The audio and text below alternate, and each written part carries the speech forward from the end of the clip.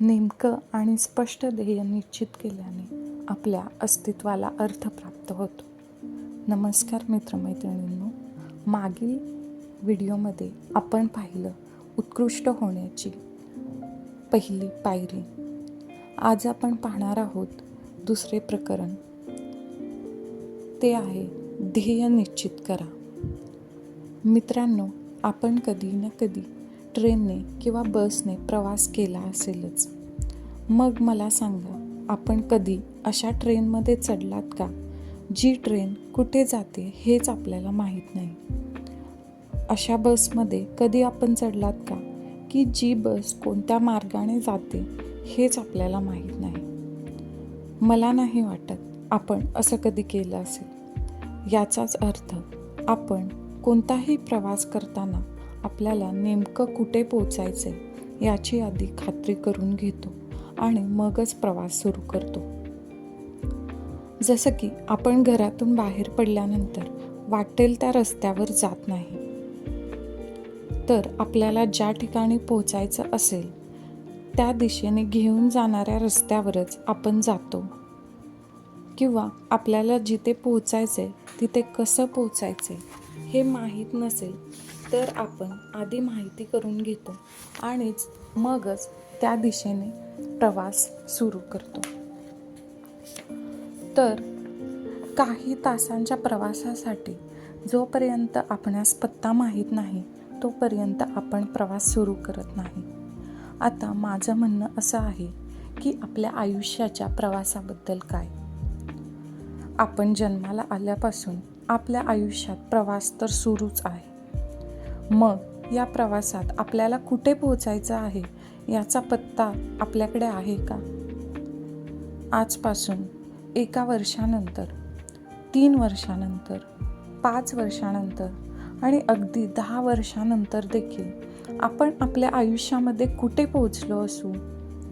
आपल्या आयुष्यात काय झालं असेल ज्याबद्दल आपण आनंदी आणि सुखी असू याचा स्पष्ट पत्ता आपल्याकडे लिखित स्वरूपात आहे का?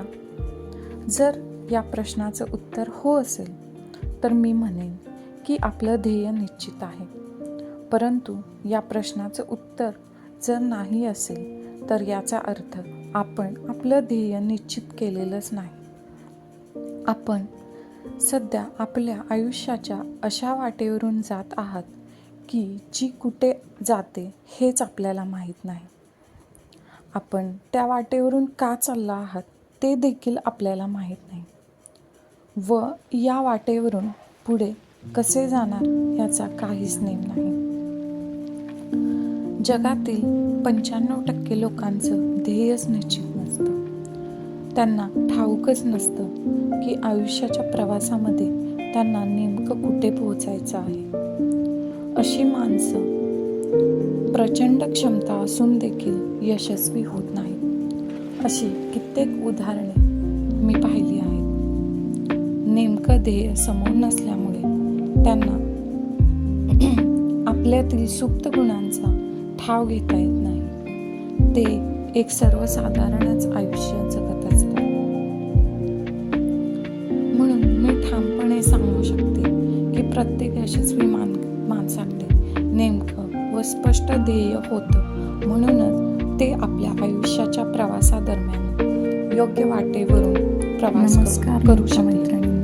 आज आपण बघणार आहोत तर एक नवीन पुस्तकाचे उदाहरण सांगायचं झालं तर पहिला धडा आहे या उत्कृष्ट होण्याची भारतीय कंपनीचे संस्थापक श्री नारायण एखाद्या तरी क्षेत्रात आपल्या कंपनीचं स्वरूप हे यश मिळवण्यासाठी कसं असेल हे आधीपासूनच मला नेहमी असा प्रश्न त्यांच्या अंतर्मनात की स्पष्टपणे कोरलेली माणसांचंच उत्पन्न प्रचंड असतं त्यांना व त्यांच्या आयुष्याचा व व्यवसायाचा पत्ता आधीपासूनच ठाऊक होता. रिसर्चमुळे जगातील फक्त 5% माणसांकडे जगातील तब्बल 95% संपत्ती आहे. स्पष्ट इतर 95% माणसांक्षणी वाढलेली 5% त्यांनी ज्या ठिकाणी पोहोचायचं असं का बरे तो पत्ता या प्रश्नाचं उत्तर काढलाच.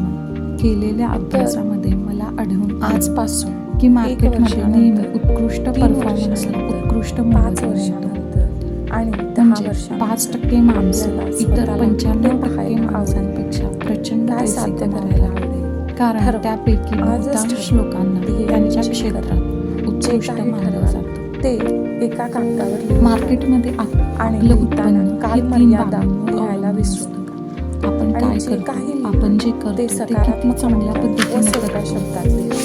व लिहिल्यामुळे आपली जागा आपल्याला इतर कोणी आपल्या बोलून काढण्यात ध्येयाबद्दल किती कधी स्पष्ट होतो. कल्पना येते आणि आपण ध्येयाशी उदाहरण, वचनबद्ध होतो.